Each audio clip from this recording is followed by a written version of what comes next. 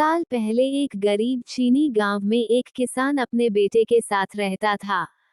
थोड़ी सी जमीन और एक छोटी सी भूसे की झोपड़ी के अलावा उसका एकमात्र प्रॉपर्टी एक घोड़ा था जो उसे अपने पिता से विरासत में मिला था। एक दिन घोड़ा भाग गया। उस घोड़े के अलावा आदमी के पास कोई जानवर नहीं था जिसके साथ वह जमीन पर खेती कर सके।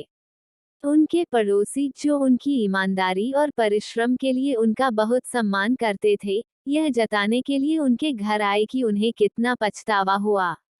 किसान ने उनकी चिंता के लिए उन्हें धन्यवाद दिया, लेकिन पूछा, आप कैसे कह सकते हैं कि जो हुआ है वो मेरे जीवन का दुर्भाग्य है? किसी ने अपने दोस्त से बुदबुदाया, शायद किसान वास्तविकता को स्वीकार नहीं कर पा रहा है।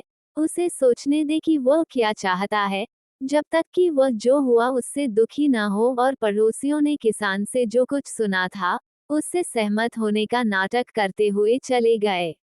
एक हफ्ते बाद घोड़ा अस्तबल में लौट आया, लेकिन वह अकेला नहीं था। यह अपने साथ जोड़ी में एक अच्छी घोड़ी लेकर आया।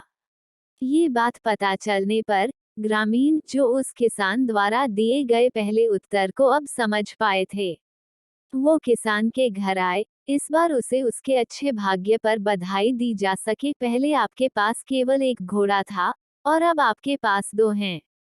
बधाई हो, उन्होंने कहा। आपकी शुभकामनाओं के लिए और आपकी सभी चिंताओं के लिए बहुत बहुत धन्यवाद, किसान ने उत्तर दिया। लेकिन आप कैसे कह सकते हैं कि जो हुआ वह मेरे जीवन में एक आशीर्वाद है?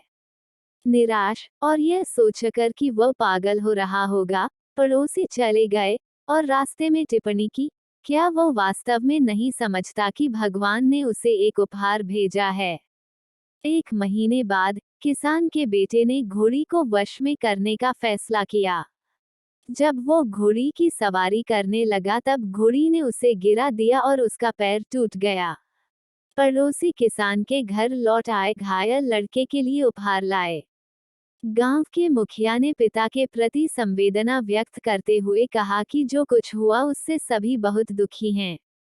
उस व्यक्ति ने उनके आने और उनकी चिंता के लिए उन्हें धन्यवाद दिया, लेकिन पूछा, आप कैसे कह सकते हैं कि जो हुआ है वो मेरे जीवन का दुर्भाग्य है? ये सुनकर वे सभी चकित रह गए, क्योंकि किसी को भी संदेह नहीं हो सकता था कि एक बेटे की दुर्घटना को पिता का दुर्भाग्य नहीं तो क्या समझा जाए। जैसे ही उन्होंने किसान का घर छोड़ा, कुछ ने दूसरों से कहा, वो सचमुच पागल हो गया है। उसका इकलौता बेटा हमेशा के लिए लंगड़ा हो सकता है, और वह अभी भी इस बारे में संदेह में है कि जो हुआ वह दुर्भाग्य है। कुछ महीने बीत गए और जापान ने चीन पर युद्ध की घोषणा कर दी। स्वस्थ युवकों को युद्ध के मोर्चे पर भेजने के लिए सम्राट के दूतों ने पूरे देश की यात्रा की। गांव में पहुंचने पर उन्होंने किसान के बेटे को छोड़कर सभी युवकों को भर्ती कर लिया, जिसका पैर टूट गया था।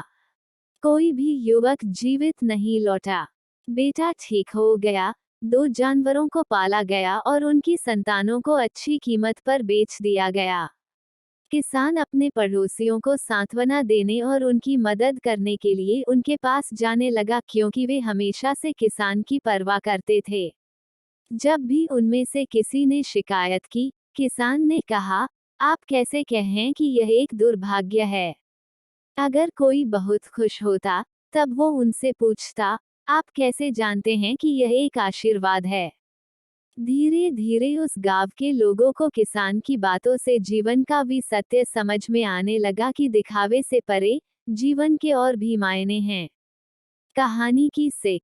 ये कहानी हमें सिखाती है कि दुनिया में कुछ भी हमेशा के लिए नहीं है, यानी जी कि अगर आज आप सुखी है तो हमेशा नहीं रहेंगे, और अगर आप अभी दुखी हो तो आपका दुख भी हमेशा नहीं रहेगा। इसलिए सुखा ही या दुख दोनों ही स्थिति में स्थिर रहने में ही समझदारी है।